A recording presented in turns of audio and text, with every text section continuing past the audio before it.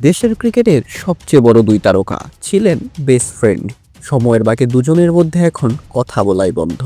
এরপর হয়তো আর কোনোদিন কথাই হবে না। টি স্পোর্টসকে দেওয়া সাক্ষাৎকার তো ছিল দুজনের সম্পর্কের ইতি টানার শেষ প্যারেক। আর সেই ইন্টারভিউর পর একসাথে আর কোনোদিন জাতীয় দলে খেলাও হয়নি। বলছিলাম সাকিব তামিম সম্পর্কের কথা, আর যেই ঘটনার প্রভাব বাংলাদেশ দলে এখনও বিদ্যমান। বিভিন্ন সময়ে বিভিন্ন গণমাধ্যমে বেরিয়ে এসেছে সাকিব তামিম গ্রুপিংয়ের কথাও। সাবেক বোর্ড সভাপতি নাজমুল হাসান পাপন তো সরাসরি বলে ফেলেছিলেন সাকিব তামিম দ্বন্দ্বের কথা। তারা নাকি একে অপরের সাথে কথা বলেন না। এমনকি সাকিবের সাথে কথা বললে তামিম নাকি রাগ করেন, এবং তামিমের সাথে কোনো ক্রিকেটার কথা বললে সাকিব নাকি রাগ করেন। অথচ সাকিব তামিমের ঘটনার সাথে অনেকটা মেলানো যেতে পারে বিরাট কোহলি এবং রোহিত শর্মার ঘটনাকে। ভারতীয় স্থানীয় গণমাধ্যমগুলোর নিউজ অনুযায়ী একসময় বিরাট কোহলি, রোহিত শর্মাও নাকি একে অপরের সাথে ওইভাবে কথা বলতেন না, বরংশ একে অপরকে এড়িয়ে চলতেন। কিন্তু পার্থক্য হচ্ছে তাদের সম্পর্কের অবনতির কোনো প্রভাবই জাতীয় দলে পড়তে দেননি। জাতীয় দলের জার্সি গায়ে দুজন যখনই খেলেছেন, মানবিমান ভুলে একটা লক্ষ্যের জন্যই ক্রিকেট খেলেছেন, সেটা হচ্ছে ম্যাচ জেতা। এবার ফিরে আসা যাক বিরাট গৌতম গম্ভীরের ঘটনায়। 2013 থেকে 2023 দীর্ঘ 10 বছরে বেশ কয়েকবার তাদের মাঠে ঝামেলা হয়েছে, সংঘাত হয়েছে।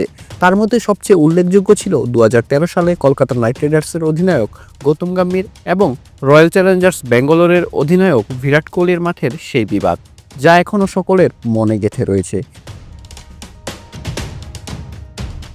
পরবর্তীতে 2023 সালে যখন লখনউ সুপার জায়ান্টের মেন্টর হিসেবে গম্ভীর দায়িত্ব পালন করেন এবং বিরাট কোহলি আরসিবির ক্রিকেটার ছিলেন, তখনও তাদের মধ্যে একটা বিবাদ হয়। খেলা শেষে দুজনকে সামলাতে হিমশিম খেতে হয়েছিল বাকি ক্রিকেটারদের। সেই ঘটনা নিয়ে তো বিতর্ক কম হয়নি।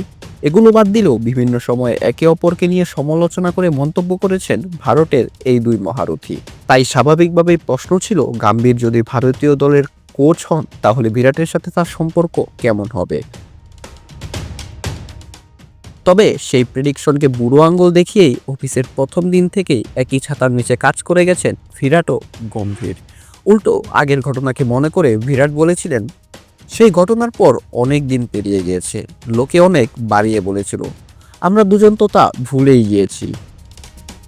তারা শুরুতে বলেছিলেন তাদের লক্ষ্য একটাই, দেশের ক্রিকেটকে এগিয়ে নিয়ে যাওয়া, তাই একই সঙ্গে কাজ করবেন। আর সেই কথাটা শুধু তারা বলে ক্ষান্ত হননি, বরং মাঠের ক্রিকেটেও সেটা ইমপ্লিমেন্ট করে প্রমাণ করে দিয়েছেন।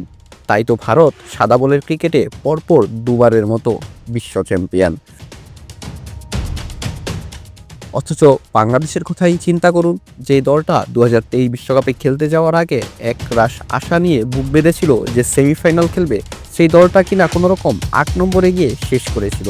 এরপর আবার টি-20 বিশ্বকাপে সে আফগানিস্তানের সাথে লজ্জাজনক পরাজয়, আর শেষমেশ চ্যাম্পিয়ন্স ট্রফিতে কোনো ম্যাচই জিততে না পারা। তাই তো বাংলাদেশের ক্রিকেট ভক্তরা এক রাশ আফসোস নিয়ে বলতেই পারেন, বিরাট রোহিতরা কিভাবে এক হয়ে যান দলের প্রয়োজনে, কিন্তু সাকিব তামিমরা কেন সেটা পারেন না।